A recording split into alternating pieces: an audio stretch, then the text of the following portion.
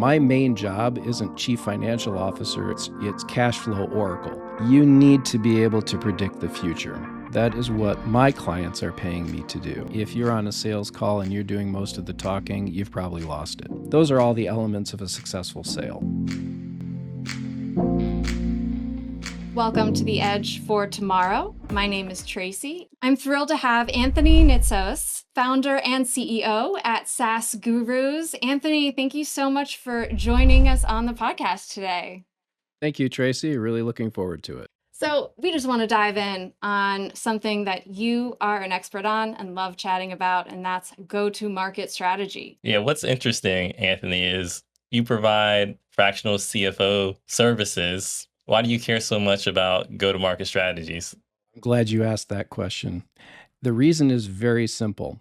If you don't have sales, you don't have invoices, you don't have customer receipts of cash, you don't have money to run your business. And as a CFO, my main job isn't chief financial officer. In many cases, it's cash flow oracle. I need to be able to predict for you exactly what your cash flow is going to do, how much money you're going to have in the bank at the end of each month for, say, the next 18 or 24 months. Because if you're venture-backed, you need to know what your runway is so that you know plenty of time ahead of time when you need to go raise again. And if you're a bootstrapper, you need to know how much cash you have on hand to reinvest back into the business. So we need to understand whether or not the sales forecast that you've put into the financial projection is worth anything. And for me as a personal, to know that, I need to understand whether that go-to-market strategy actually is working for the company or has a credible chance of working. And so over the years, I've had to become an expert in go-to-market strategies for my clients, if nothing else, to be the litmus test to say, this doesn't pass muster. I don't think you're going to achieve these sales targets. Therefore, our cash forecast isn't really worth anything. It was this unique perspective. Like, what do other CFOs think that their role is? That's a dangerous question because I can't put myself in the heads of other CFOs. I can only speak for myself. What I've noticed in the industry is that a lot of people who call themselves a chief financial officer are really an accountant. They're looking backwards. They're relying on historical financial statements and using those as a means for projecting into the future. That's very limited. That would be like driving your car by looking through the rearview mirror. A true chief financial officer is driving their car looking through the windshield, and they're paying attention to the dashboard, which has all the information about the company that's current. But really what they're trying to do is trying to predict the future. That's why I say CFO really is cash flow oracle. We're trying to take this thing here. I have one right here in my office. It's a crystal ball, and I use it all the time. You need to be able to predict the future. That is what my clients are paying me to do. And in this case, I'm predicting their cash future. I can't do that if their sales forecast isn't worth the paper it's printed on. And so I need to be able to look at that and say, because I also have to go in front of boards of directors, I have to go in front of investors or potential investors, and with a straight face, if they ask me the question, how accurate is the sales forecast, answer that truthfully. And I can't lie. I'm a terrible liar, right? It's just, if I were a liar, I'd probably be a lawyer or something like that, right? No, I can't lie. And it shows on my face. So if there's a question that they ask me and it's like, I really can't tell you if that sales forecast is any good. I hope it is. That's not an answer that you want to hear from a CFO. You want to hear, yes, our cash forecast is accurate, and these are the reasons for that. And that means that I really have to understand whether or not the CEO and the sales team has put together a sales forecast that actually will hold water. Yeah. Okay. I have to check something that I've seen a lot of. I would love to get your perspective. So I've seen in organizations that there seems to be a split between people refer to as the forecast and the projection. And it feels as though they're separating the looking back and the looking forward as if that's two different views. The looking back is more credible, very accounting based. And then separate from that, there's something that maybe investors, donors, funders, board members like to get put in front of them, that people like to put in front of those type of people, investors and board members and so on. Is this something you've noticed? It's certainly not within our practice in the way we do things. I kind of use the term forecast and projection almost interchangeably. Now, let me clarify something that you said.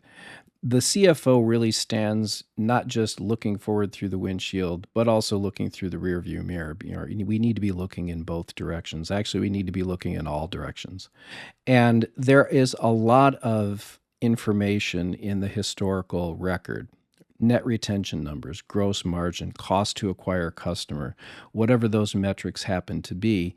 If you see those in the history, that gives you some comfort that what we're showing you for the future is believable. So, let's say that I show you a projection where the gross margin is 85%, but for the last 12 months, we've been running at 65. You're going to find a hard time getting people to believe that all of a sudden, magically, your gross margin is going to jump to 85%. So as the CFO, I'm having to look at those historical numbers, of course. I'm also a Right. CPA, don't get me wrong. I just like to joke, hi, my name is Anthony. I'm a recovering CPA. All right.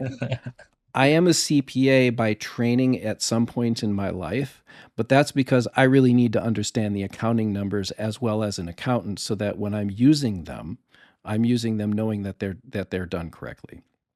And so if my net logo retention numbers are in the 50s, which is an abysmal number, and I'm telling my clients, hey, don't worry about the fact that we're losing clients as fast as we get them, they're going to look at me like I grew a second head. Okay, they're not going to invest in our company because they're going to say, you guys can't keep the customers you have in the door. That makes you very inefficient. That means that your revenue stream is highly at risk. Sales forecast, right? So again, what we're looking at is not is your go-to-market strategy valid, but do you have history that shows that that you have been able to achieve your sales targets, but B, once you get a customer in the door, do you keep them? And so those are historical numbers, that last one, but we absolutely need them in order to support the story Right. of here's where we think it's going to happen. So, Anthony, when you're on sales calls, what are the best ways to make sure that you're really understanding the prospect, getting them to open up? There are a few things. Number one, if you're on a sales call and you're doing most of the talking, you've probably lost it. The person on the other end of the call is trying to find out or determine for themselves, A, that you know what you're doing, and B, you can solve their problem. You can cure their pain, whatever it is. You're not going to get to that pain if you're doing the talking. So I really go back to original, sales training and also just having done this for so many years is I'm really there to listen and listen respectfully and really kind of understand and put myself in their shoes, which I should be able to do because this is my industry and I understand where CEOs are coming from and founders are coming from. So I already have an empathy built in for understanding. And being a CEO myself, I understand what it's like to sit in that chair and have those kinds of challenges. So, there's kind of two things going on. Number one, am I listening? And am I listening to the point where I'm actually gathering the information I need to find out, is this a serious prospect? Is this somebody that really fits? Is this somebody that really needs what it is that we're doing? Because I don't want to be wasting my time where if we're not a good fit, then I need to find that out as quickly as possible so that we can move on to something else. And the other thing is just really establishing a rapport with them. All things being equal, we're going to do business with those folks that make us most comfortable and that make us feel that, we're understood and welcome and all the other soft things that go along with that. Not just because it's a great sales technique, but it's just a good business, right? I mean, this is a people business. In many ways, I'm like a doctor to their company because I'm going to have to understand all their deepest secrets. So they need to understand that, that they can trust me. That comes over time. It's not something that I go in there saying, hey, trust me. It's like, yeah, when you say that, it's like, yeah, sure, I'm going to trust you and I'm going to go in the other direction because you said that, right? So a lot of it is listening, really listening closely because what I'm trying to find out is where where are they stuck? What is it that's frustrating them? What is it that's keeping them up at night? Because if they don't have any of that, they may not be ready to, right? There has to be a real need there. And I go back to this thing, it's called the pain funnel, which is, let's take an example. Your water heater just broke and you've got water all over the house. Are you going to go out there and do a bunch of bidding and find out who gives you the lowest price quote? No, you're going to get the first person who can get out there and fix the darn thing so that you can have hot water and you don't have water spilling all over your floor, right? Right. So it's that immediate pain. Are you in immediate pain right now? You went in front of your board of directors and they didn't believe your numbers. You're burning cash and you don't know why, right? Those kinds of things that really keep people up at night. It's like, do I need to go sell more of my company more of my stock in order to, fund my activities? What is it that's keeping them awake? Just like when you go into the doctor, that's called the chief complaint. What is it you're going in there and complaining about? What is it that's bothering you? And often what's bothering them isn't really the cause, right? They have a symptom. When you go into the doctor, you present them with symptoms. That doesn't mean that they understand immediately what it is that's causing those symptoms. That's what they need to diagnose. So listening, diagnosing, establishing rapport, being empathic towards their pains or whatever it is, those are the elements of selling no matter what industry you're in. And obviously being credible, right? Do I actually sound like I know what I'm talking about? Do I actually know what I'm talking about? Not just do I sound like it, but do I actually know what I'm talking about? Those are all the elements of a successful sale. Definitely. Yeah. I mean, even with the doctor analogy you had there, even doctors have to build the trust and rapport before a patient will listen to them and take their advice on what to do to cure their ailment or pain point and whatnot. So It probably helps that I was trained to be a physician early on in my career. Yes, I was did a you go to medical medical student. school? Yes, I did. Did you drop And out or? I decided I did not want to be a doctor. It was just like, no, I really can't do this. I thought I did, but in the end I didn't. But that training absolutely stuck. I am a scientist at heart and I'm a healer at heart. Instead of healing people's bodies, I heal their corporate finance. I bet that's a smart move. I mean, being a healer, you can end up in a lot of places. I think it's great to be someone that's so needed, no matter what business you are. In the end, I'm a strategic enabler. I'm there to make sure that you keep your lights on and the people that are working for you, they get to continue to collect their salaries because they have families and homes and lives that they're relying on that money for. The worst thing that ever happens to me as a CFO is to watch them do a RIF, a reduction in force, where a bunch of people have to be fired in order to cut cash. That's really heartbreaking for me because I know that those people that are being let go, they're going to have, difficult time finding another, job, or they're going to be up at night. And the CEO doesn't feel great about doing those things either. And of course, the worst case scenario where we have to shut a company down because they just couldn't succeed. That's the risk that we run, of course, as service providers, is we unfortunately get to see that. So just like a physician, some of your patients are not going to make it. And you do everything in your power to make sure that they can. That's, an approach that I really take personally. I really care about what happens because it's not just numbers. There are people behind those numbers.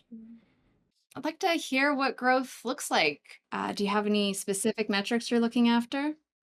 Yes, we're looking to double revenue within the next 12 months. We've recently done a complete re-engineering of our web presence in order to make sure that our brand is solid and that when people come to my website, they know exactly what it is and what we do. We spend a fair amount of effort on content development, making sure that the gods of the algorithms are happy with the sacrifices that we're making to give them. And we have an active BDR team that is actively going out there and targeting. There are 17,000 or so SaaS companies in the United States. About 12,000 of them fit our ICP. That gives us a very refined target that we can go after and the contacts within those. And, that's the strategy, I should say the tactics that we're employing right now is to get our message in front of those CEOs and founders and make sure, A, they know we're here, and B, we have the Band-Aid for their pain. Right. I'm very particular. At one point, I worked for the Japanese manufacturing industry, and I really learned, what it takes to be truly at the top of the game when it comes to quality and customer success and customer satisfaction. I mean, when you think about it, though, that nation embodies that. And I took a lot of what they did to heart in terms of making sure that when we deliver our products or our services to our clients, that we're doing the best job that we can and they know it and that we're knocking ourselves out for them. It's really comes down to content that somebody's going to read, because if you put something out there and they don't click on it, then, the algorithms are not going to read that, they're going to ignore that, right? It's like, okay, there's no engagement here. It comes down to engagement. So, I fully embrace the AI wave. I know there are a lot of people out there that are afraid of it, and I'm like, that's crazy. You need to embrace this. This is a tool that can make you way more productive and effective. And we're looking at ways that we can use AI in our business to help deliver service, not because I need to get rid of my people, but because I want to serve more clients. And I can serve more clients if I can take away a lot of the drudge and repetitive work that my team has to do right now and automate it. AI certainly enables that now, makes it a lot easier to curate material, but it's still a machine, and it doesn't have the human experience and the human understanding of these problems. Because again, like I said, these aren't just numbers. They're people. This is a company. This is, human beings who are trying to do other things for human beings. And I think that's kind of my special sauce. Is I understand that. I didn't come to finance. I didn't start off in finance. I started off in medicine. I went to manufacturing. I went to IT. I went to accounting. Then I went to finance. That's an end story for me. It's not a beginning story for me.